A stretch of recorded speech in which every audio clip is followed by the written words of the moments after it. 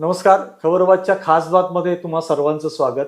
आधुनिक जीवनशैली आणि स्वास्थ्य या उपक्रमाअंतर्गत आपण एक सिरीज सुरू करतोय. त्या अंतर्गत आपण मौखिक आरोग्याविषयी चर्चा करण्याकरता डॉक्टर समिधा गांधी आज आपल्या इथे आलेले आहेत. तर त्यांच्याशी आपण संवाद साधणार आहोत. नमस्कार. खबरबातच्या खास बातमध्ये आपलं स्वागत. मौखिक आरोग्य म्हणजे नेमकं काय? आता ह्या शब्दामध्येच तुमचा जो दोन शब्द आहेत मौखिक आणि आरोग्य ह्याच्यातच त्याची व्याख्या दडलेली आहे. मौखिक म्हणजे फक्त दात नाही, तर तोंडामध्ये जे सगळे अवयव आहेत तोंडामध्ये, म्हणजे जीभ आहे, गाल आहे, ओठ आहेत किंवा आतली जी गालाच्या आतली जी त्वचा आहे, ह्या सगळ्याचं आरोग्य म्हणजे मौखिक आरोग्य. मला खाताना कुठचंही दुखता कामा नये किंवा कोणाशी संवाद साधताना, बोलताना, हसताना मला आत्मविश्वास वाटायला हवा. हे सगळं एकत्र असेल तर मौखिक आरोग्य चांगलं आहे असं म्हणता येईल. ह्याचं प्राथमिक परीक्षण म्हणजे नेमकं काय असतं? म्हणजे तर दाताच्या संरचनेमध्ये कसं असतं, कुठचाही तुम्ही कुठल्याही व्यक्तीचा दात घेतला तर त्यामध्ये 4 भाग असतात. जो आपल्याला तोंडामध्ये दिसतो त्याला म्हणतात क्राऊन, आणि आतमध्ये जे असतं त्याला मूळ किंवा रूट म्हणतात, जे हाडामध्ये लपलेलं असतं. जेवढा आपल्याला तोंडामध्ये दिसतो भाग त्याच्यापेक्षा जास्त भाग हाडामध्ये असतो. त्याच्यामध्ये आपल्याला जो दिसणारा भाग आहे त्याला म्हणतात इनॅमल. त्याच्या आतमध्ये थोडा सॉफ्ट भाग असतो ज्याला म्हणतात डेंटिन, आणि त्याच्याही आतमध्ये असतो पल्प. म्हणजे आता एखाद्या घराला किंवा एखाद्या 4 लेअर असतात. 3 लेअर. आणि मुळामध्ये सिमेंटम असतं. जिथे इनॅमल असतं त्याच्याऐवजी मुळामध्ये सिमेंटम असतं. आता कसं असतं की एखाद्या घराला कसं म्हणजे पाईपमधनं सगळा पुरवठा होतो, पाणी पुरवठा होतो किंवा इलेक्ट्रिसिटी पुरवठा होतो, तसं दाताच्या ते मूळ असतं त्या मुळामध्ये अतिशय बारीक अशी केशवाहिनी म्हणतो आपण ज्याला, ती असते. त्याच्यातून त्या रक्तवाहिनीतून आणि त्या जागेमधूनच नर्व सप्लाय, म्हणजे दाताला आपल्याला दाताला जे सेन्सेशन येतं ते सगळं त्या छोट्याशा कॅनलमधनं जातं. आणि असा जो दात असतो तो हाडाच्या खोबणीमध्ये बसवलेला असतो. जे मी 4 भाग म्हणाले, इनॅमल, डेंटिन, सिमेंटम आणि पल्प. आणि तो जो दात असतो तो हाडाच्या खोबणीत बसवलेला असतो. निसर्गाची किमया किती सुंदर आहे बघा. तो डायरेक्ट हाडाला चिकटलेला नसतो, तर मध्ये बारीक बारीक दोऱ्यांसारखं, ज्याला आपण पेरिओडॉन्टल लिगामेंट म्हणतो इंग्रजीमध्ये, ते असतं. त्याच्यामुळे काय होतं, समजा तुमचा खाण्याचा काही जोरात दबाव आला दातावर किंवा काही कारणाने दात हलण्याची क्रिया झाली तर त्याच्यातला जो शॉक ऍब्झॉर्बर आहे तसं ते पेरिओडॉन्टल लिगामेंट असतं. एखाद्या गाडीला शॉक ऑब्झर्वर कसं असतं, हा, तसं ते पेरिओडॉन्टल लिगामेंट असतं. त्यामुळे डायरेक्ट हाडाला काही त्रास होत नाही किंवा इजा होत नाही. आणि जो प्रेशर येतं ते थोडंसं त्या पेरिओडॉन्टल लिगामेंटमध्ये अब्झॉर्ब केलं जातं. तर इतकी सुंदर जी नैसर्गिक रचना आहे ती अतिशय सुंदर आहे की जेणेकरून ती जर आपण व्यवस्थित राखली तर आयुष्यभर, म्हणजे तुम्ही 100 वर्ष जरी जगलात तरी आयुष्यभर तुमचे दात तुमची साथ देऊ शकतात. तर ही अशी दाताची संरचना असते.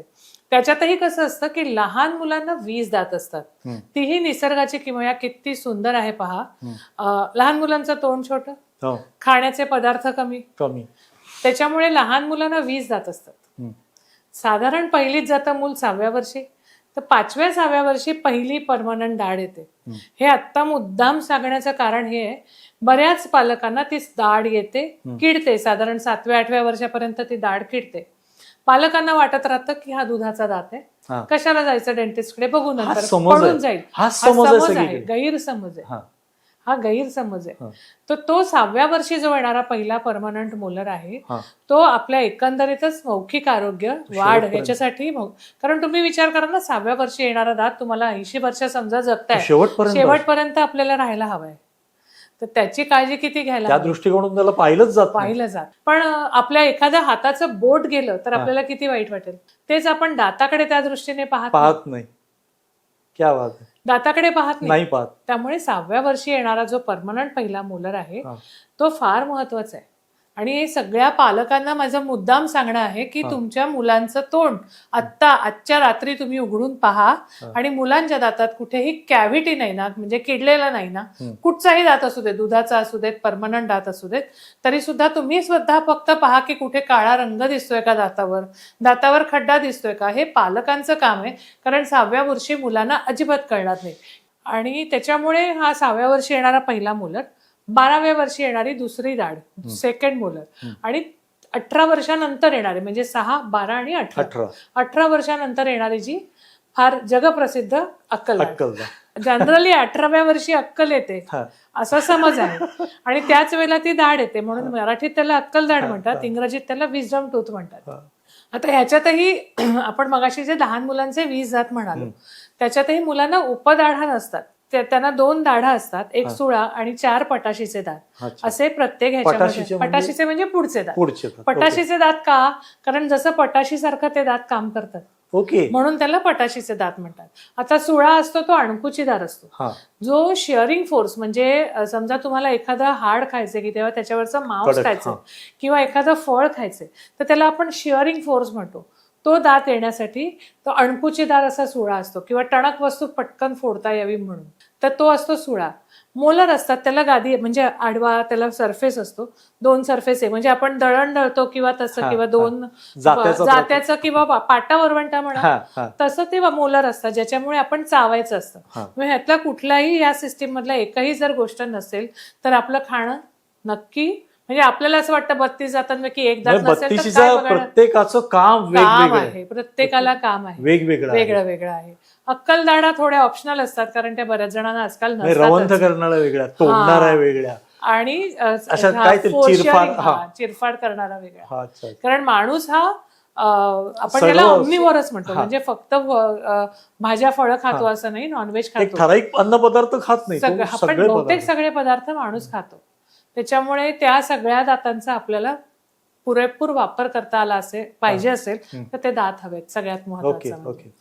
तर 6व्या वर्षी जे मी म्हटलं परमनंट मुलर, तसं साधारण 6 ते 7 महिन्याचं मूल झालं की त्याला दुधाचे दात यायला लागतात. ओके. आणि ते साधारण 2 वर्षाचे होईपर्यंत ते सगळ्या दाढा दात सगळे यायचं पूर्ण होतं काम. जेव्हा मुलाला पहिली दाढ येते तेव्हा ते मूल साधारण 17-18 महिन्याचं, 1.5-2 वर्षाचं असतं. त्यावेळेला पहिल्यांदा त्याला डेंटिस्टकडे घेऊन जायला पाहिजे. कितव्या वर्षी? 1.5 वर्षाचा. ओके. 1.5 वर्षाचं मूल असेल तेव्हा त्याला परमनंट मोलर आला की त्याच्याही आधी जर त्याचे पुढचे दात काही कारणाने किडले असतील किंवा तुम्हाला काळे दिसत असतील तर त्याच्याही आधी त्याला डेंटिस्टकडे घ्यायला हवं. ती राबडी साठणं किंवा जे ते लहान मुलांना पण होतं. आता तुम्ही दूध हा शब्द काढलात म्हणून सांगते की आईचं दूध एकदम उत्तम आरोग्यदायी मुलासाठी अन्न आहे, पण जेव्हा ते मूल साधारण 1 वर्षाचं होतं तोपर्यंत कम्प्लीट विनिंग ऑफ, म्हणजे आईचं दूध पूर्ण बंद करून बाहेरचं खाणं जे आपण जेवतो ते 1 वर्षाच्या मुलाने जेवणं अपेक्षित असतं. तर अंगावरचं दूध मुलांना दात यायला लागले की हळूहळू कमी करायचे आणि साधारण वर्षाचं झालं की ते पूर्ण बंद करायचं. ह्याच्या मागचं दाताच्या दृष्टीचं कारणही सांगते मी की जेव्हा ते मूल अंगावर दूध पिता पिता झोपून जातं, दात तोंडात आलेले असतात ऑलरेडी, सगळं दूध ते मूल गिळत नाही, त्यातलं काही भाग तोंडामध्ये तसाच राहतो दुधाचा. सेम गोष्ट बाटलीच्या दुधाची, बरोबर. ते दूध तसंच राहतं तोंडामध्ये आणि ते दूध पिता पिता मूल झोपी जातं. अख्खी रात्र किंवा पुढचे 3-4 तास ते दूध तसंच तोंडात राहणार. तोंडाचं तापमान बाहेरपेक्षा जास्त असतं. बरोबर. दूध जर रात्री न तापवलेलं दूध बाहेर काय ठेवलं तर काय होतं, ते नाचतं.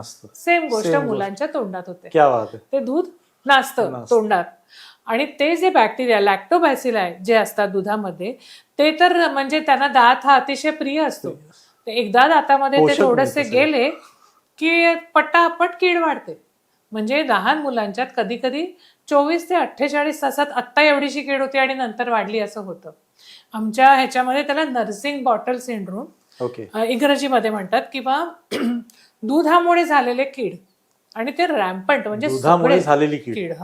सगळे दात किडतात, सगळे दात किडतात. बरं, मग ह्याच्यावर उपाय काय? बाटलीचं दूध 0.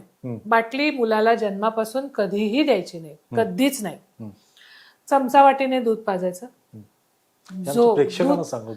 चमचावाटीने दूध पाजायचं. आणि दूध पाजता पाजता मूल झोपी नाही गेलं काय पाहिजे.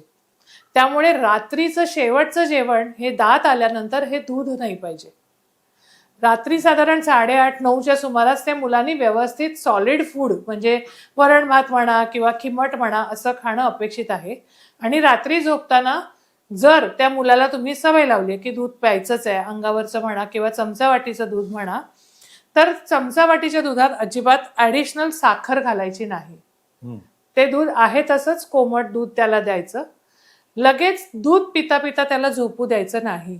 दूध पिता पिता बाळ झोपलं तर बाळाला उठवायचं, मऊ अगदी छोटं बाळ असेल तर मऊ कापसाला पाणी लावून त्याने दात स्वच्छ करायचे, स्वच्छ असलेल्या कापसाने. नाही तर त्याला थोडंसं पाणी प्यायला द्यायचं. आपल्याकडे गैरसमज आहे की दुधावर पाणी नाही द्यायचं, पण दुधातच 80% पाणी असतं, त्यामुळे दुधावर पाणी नाही द्यायचं हा चुकीचा आहे. एवढं लहान मूल चूळ नाही भरू शकत, पण पाणी तर सहज पिऊ शकतं. त्याच्यामुळे त्याचं दात थोडं कापसाने स्वच्छ एवढी करणं जरी काळजी घेतली तरी आणि त्याला पाणी देणं. झोपायचं शेवटचं अन्न हे पाणी पाहिजे. जरी त्याने सॉलिड फूड खाऊ देत किंवा ते सर्वांना लागू पडतं, सगळ्या माणसांना पडतंच, पण लहान मुलांना आपल्याला त्यांची काळजी घ्यायची असते, त्यांना स्वतःची स्वतः काळजी नाही घेता येत. त्यामुळे ही पालकांची म्हणजे आई वडील महापालक म्हणजे आजी आजोबा जे कोणी त्यावेळेला घरात उपस्थित आहेत त्यांनी हे लक्षात ठेवायचं की आपल्याला त्या मुलाच्या दाताची काळजी घ्यायची आहे. अगदी लहान मुलांसाठी फिंगर ब्रश पण मिळतात. त्या फिंगर म्हणजे ते बोटामध्ये घालायचे सिलिकॉनचे ब्रश असतात, त्या फिंगर ब्रशचाही वापर करू शकता किंवा कापसाचा किंवा गॉज पीस ज्याला आपण म्हणतो. तुम्ही जखम एखाद्याची भरताना आपण त्याच्यावर तो जो जाळीदार गॉज पीस लावतो त्याने सुद्धा दात स्वच्छ केले तरी चालतात. पण दात स्वच्छ करणं गरजेचं आहे. जेव्हापासून पहिला दात तोंडात येईल तेव्हापासून. एकूणच आरोग्यावर काय काय परिणाम होतोय त्या दातांचे? आता तुम्ही 18 वर्षापर्यंत सांगितले तरी पण अख्ख्याच आयुष्यामध्ये आपण जे आपल्या शरीराचं गेटवे ऑफ इंडिया आहे दात. जसं मुंबईसाठी गेटवे ऑफ इंडिया तसं आपल्या शरीराचा गेटवे ऑफ इंडिया आहे. म्हणजे आपण जे काही शरीराला पोषण मिळणार आहे ते दातांनी चावल्यामुळे त्याच्यानंतर मग ते गिळून मग ते पोटात जाणार आहे. त्याच्यामुळे जर दातच नीट नसतील तर चावणं नीट होणार नाही. चावणं नीट झालं नाही तर त्या अन्नाचं पचन नीट होणार नाही. कितीतरी पेशंट आमच्याकडे येतात, त्यांच्या दातांच्या कंडिशनवरून आम्हाला जाणवतं की ह्या माणसाला बहुतेक शुगर असणार. आणि मी तुम्हाला सांगते की हो 100 पैकी 90 जणांना जेव्हा आम्ही डायबिटीससाठी टेस्ट करायला सांगतो पेशंटला विश्वास बसत नाही की अरे नाही मॅडम मला नाहीच आहे डायबिटीस, फक्त माझ्यासाठी एक शुगर करा. कित्येक वेळा 400-450 शुगर असलेली पहिल्यांदा डिटेक्ट आमच्या क्लिनिकमध्ये झालेली आहे. मग तेवढं नेतात कसं ते? त्या सामान्य त्यांना काही होतच नाही, त्यांना अदरवाईज काही त्रास जाणवत नसेल. 400 शुगर आहे म्हणून प्रत्येकाला काही त्रास जाणवेलच असं नाही. ती शुगर बरेच वर्ष तशीच राहिली तर आता हे कळतं कसं आम्हाला? तर हिरड्या सूज आलेली असते. आणि एक विशिष्ट प्रकारचा ओडर असतो. म्हणजे आपण म्हणतो माझ्या तोंडाला वाईट वास येतोय, पण त्या वाईट वासाला पण वेगवेगळे सूक्ष्म हे असतात. आता आम्ही सतत त्याच पेशंट बरोबर राहत असल्यामुळे आम्हाला साधारण चेहरा बघून दात बघून अंदाज येतो की ह्याचं इन्फेक्शन वयाच्या मानाने किंवा दातांची म्हणजे दात स्वच्छ आहेत, दातांवर काय खूप कचरा नाहीये किंवा फार कीड नाहीये, तरीही हिरड्यांची कंडिशन फार बरी नाहीये. मग व्हिटॅमिन डेफिशियन्सी आणि डायबिटीस हे बऱ्याचदा आमच्याकडे डायग्नोस होतात. दाताचा रंग कुठला असावा? म्हणजे रंगाचं कसं आहे सांगू का तुम्हाला की अमेरिकन लोक गोरी असतात, भारतीय माणसं त्या मानाने सावळी असतात. आज आपण 10 माणसं एका शेजारी उभी केली तर एका रंगाची माणसं नसतील. प्रत्येकाचा नाही, सुदृढच प्रत्येकाचा रंग वेगळा तरी ती व्यक्ती सुदृढ असते. दातांना आमच्याकडे जवळजवळ शेड गाईड आहे, त्याच्यामध्ये जवळजवळ 20-22 शेड्स आहेत आणि भारतीयांसाठी आणि दे ऑल आर नॅचरल. निसर्गतः तुमचा वर्ण, तुमच्या डोळ्याचा रंग आणि तुमच्या दाताचा रंग हे एकमेकांना मॅच होईल अशी निसर्गाने सोय केलेली असते. म्हणून जेव्हा आम्ही कवळी करतो पेशंटला, आता समजा एखादा पेशंट आधीच सगळे दात काढून माझ्याकडे आलाय आणि त्यांना डेंचर करायचंय, मग त्यांच्या दाताचा रंग मी कसा शोधायचा? बुबुळांचा जो रंग असतो तो त्यांच्या दाताचा रंग ठेवायचा, तर तो मॅच दिसतो. नाही तर तुम्ही कधीतरी काही कवळी लावलेले पेशंट पाहिले असतील की त्यांची कवळी उठून दिसते चेहऱ्यापेक्षा, हा की अरे हे खोट आहे. पण तो जर बुबुळांच्या रंगाशी मॅच केलेला असेल, जो पांढरा त्याला आपण डोळ्याचं म्हणतो त्याच्याशी जर तो रंग मॅच केलेला असेल तर ते चांगलं दिसतं. चांगल्या सवयी कुठल्या आणि वाईट सवयी कुठल्या? आपण आता मौखिक आरोग्याचा जरी विचार केला तरी सवयींमध्ये पहिली आपण सगळ्यात महत्वाचं म्हणजे दात स्वच्छ करणं. दात घासणं नाही. आपण बाथरूमच्या टाईल्स घासतो, जमीन घासतो, दात घासायचे नाहीयेत, दात स्वच्छ करायचे. मी पुन्हा एकदा प्रेक्षकांकडे बघून सांगते की आपल्याला दात घासायचे नाहीयेत. लहानपणापासून दात घासणं, जीव दात ओठ म्हणजे काढून दात घासणं ही आपली सवय आहे. आपल्याला दात आजपासून घासायचे नाहीत, आपल्याला दात स्वच्छ करायचे. ह्यातला फरक मी एवढ्यासाठी सांगते की आपला जो दाताचा जो ब्रश असतो तो ब्रश अतिशय सॉफ्ट असायला हवा. हार्ड मीडियम ब्रश नाही, कारण हार्ड ब्रश मीडियम ब्रश आपल्या दाताचं इनॅमल घासतं. एखाद्या काळ्या म्हणजे आपण एखाद्या ठिकाणी बघतो की एका ठिकाणी जर सतत पाणी पडत राहिलं तर तिथे म्हणजे नुसत्या पाण्याने सुद्धा झीज होते. तर तुम्ही जोर जोरात दिवसातनं 2 वेळा दात घासले, दात ओठ खाऊन, तर दात घासले जातील. आपल्याला दात घासायचे नाहीयेत, स्वच्छ करायचे. त्यामुळे चांगल्या सवयींमध्ये सगळ्यात पहिली सवय दिवसातून 2 वेळा, सकाळी उठल्यावर आणि रात्री झोपताना, असं दिवसातून 2 वेळा दात स्वच्छ करायचे ब्रश टूथपेस्टच्या साहाय्याने. साधारण वाटाणा असतो तेवढ्या आकाराची पेस्ट पुरते. ती अख्खी ब्रश फक्त कंपन्यांची टूथपेस्ट संपावी म्हणून असते, नाहीतर फक्त वाटाण्याच्या साईजची टूथपेस्ट त्या ब्रशवर पुरते. ब्रश करताना आरशात पाहून जिथे व्यवस्थित उजेड असेल अशा ठिकाणी ब्रश करायला उभं राहायचं. ज्यांना जवळचं बघण्याचा चष्मा आहे त्यांनी चष्मा लावूनच ब्रश करायचं, कारण आपल्याला वाटतं आपण दात स्वच्छ केले. चष्मा लावल्यावर आणि चष्मा न लावता काय फरक जाणवतो तो तुम्हाला तुमचं जाणवेल.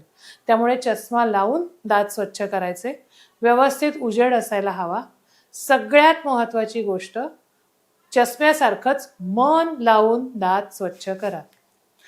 तिथे मी गॅसवर चहा ठेवलाय, मुलं उठली नाहीयेत, गिझर लावलाय आणि मी ब्रश करते आहे किंवा करतो आहे असं चालणार नाही.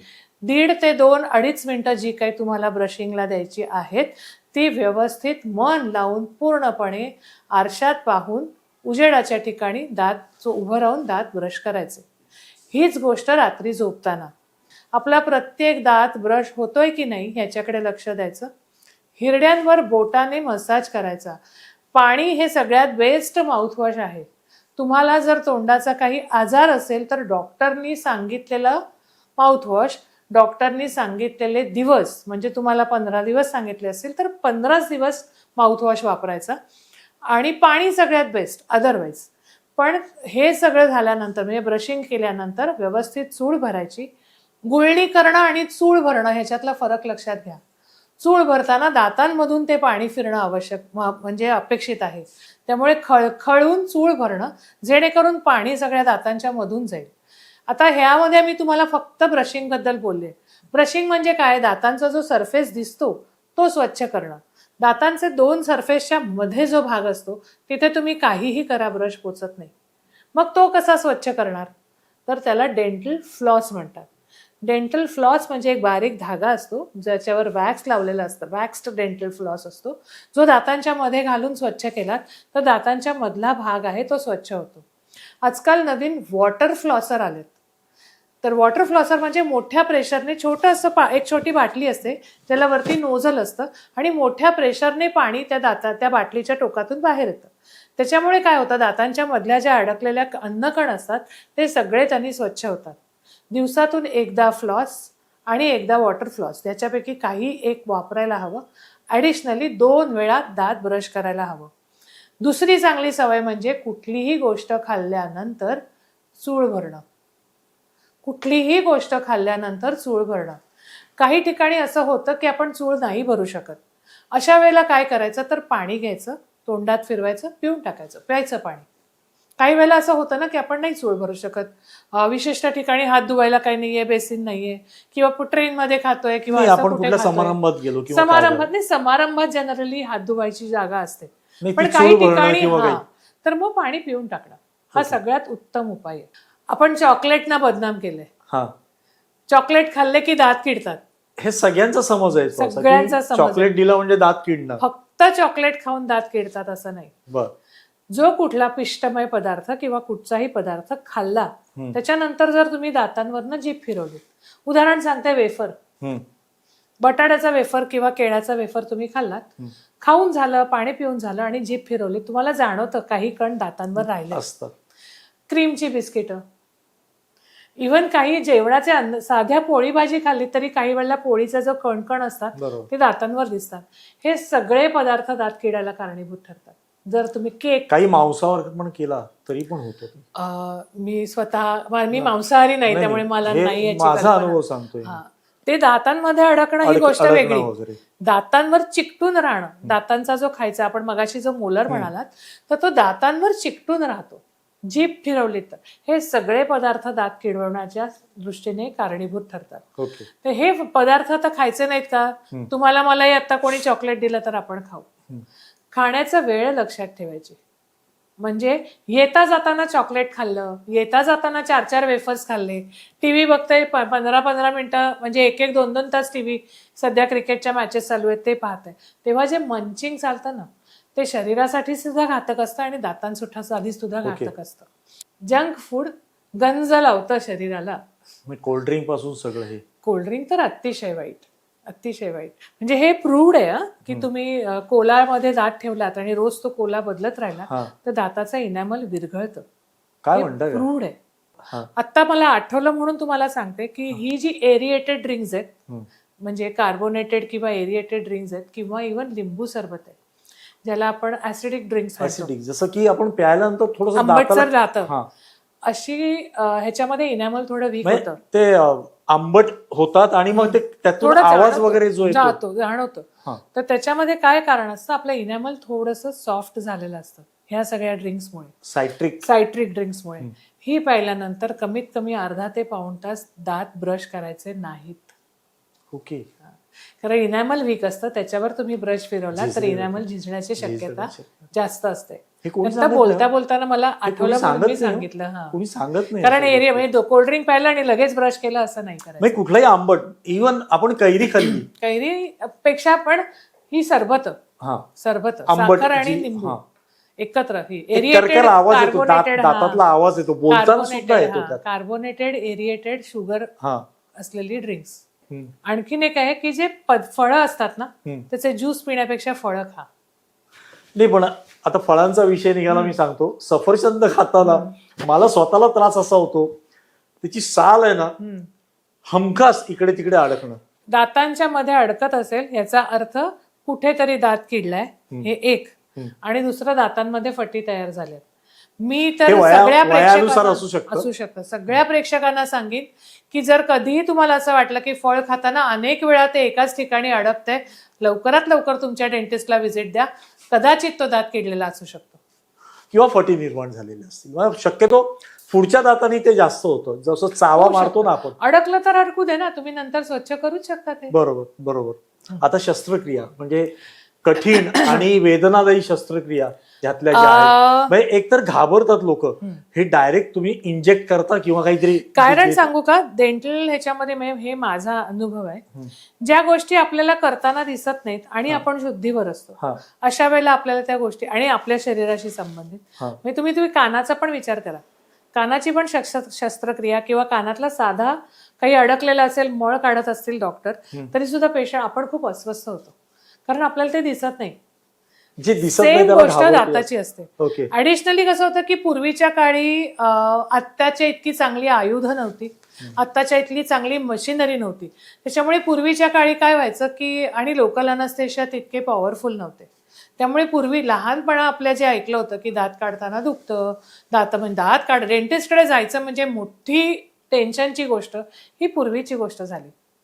पण होतं काय, जसं आपण विरासत म्हणतो ना, म्हणजे पिढ्यानपिढ्या एखादी गोष्ट पुढच्या ह्याच्यात पिढीत देतो, ती घाबरण्याची हे पण आपण पुढच्या पिढीत ट्रान्समिट करतो. नाही, पण दुखतोय म्हणून काढणं हे पण चुकीचं आहे.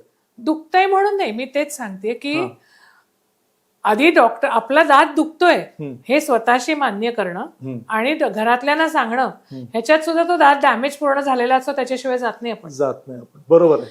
त्यामुळे पुन्हा पुन्हा तेच की काहीही त्रास नसताना दर 6 महिन्यात एकदा डेंटिस्टकडे जाणं मस्ट आहे. कुठचंही मशीन किंवा काहीही गोष्ट आपण परत विकत घेऊ शकतो. दात तुम्ही विकत नाही घेऊ शकत, विकत घेऊ शकत, नकली लावू शकता, असली दात विकत घेऊ शकत नाही. तुम्ही काय वाटेल ते केलं, एकदा दात गेला की तो खोटा, नकली दात. त्याच्यामुळे कुठच्याही ह्याच्यापेक्षा स्वतःच्या शरीराचं आरोग्य, आता मी डेंटिस्ट आहे म्हणून मी दाताचं आरोग्य म्हणते, फार महत्वाचं आहे. या बाबतीत कुठचीही चाल ढकल करायची नाही. आता तुम्ही शस्त्रक्रियांकडे आलात, मी आधी सांगेन की शस्त्रक्रिया करावीच लागणार नाही. रूट कॅनल का करावी लागते?